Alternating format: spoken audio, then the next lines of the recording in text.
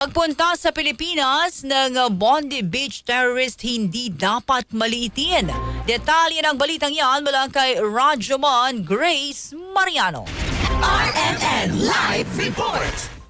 Iginiit ni Manila 2nd District Representative Rolando Valeriano sa law enforcement at national security agencies na huwag maliitin ang pagtungo sa Pilipinas ng mga teroristang namaril sa Bondi Beach sa Australia. Giit ni Valeriano, hindi dapat agad na ituring na hindi banta sa seguridad ang nabanggit na mag-amang namaril sa Bondi Beach kung saan 15 ang nasawi. Panawagan ni Valeriano, alamin at pag-aralan ang financial transactions ng naturang mga terorista bago habang nasa Pilipinas noong November at nang sila ay makaalis na. Kaugnay nito ay ipinaalala din ni Valeriano na ang House Committee on Public Order and Safety ay may oversight authority sa Bureau of Immigration, Philippine National Police at National Bureau of Investigation. Tiniyak ni Valeriano na mahigpit na babantayan ng komite ang investigasyon sa pamamalagi sa bansa ng Bondi Beach terrorist.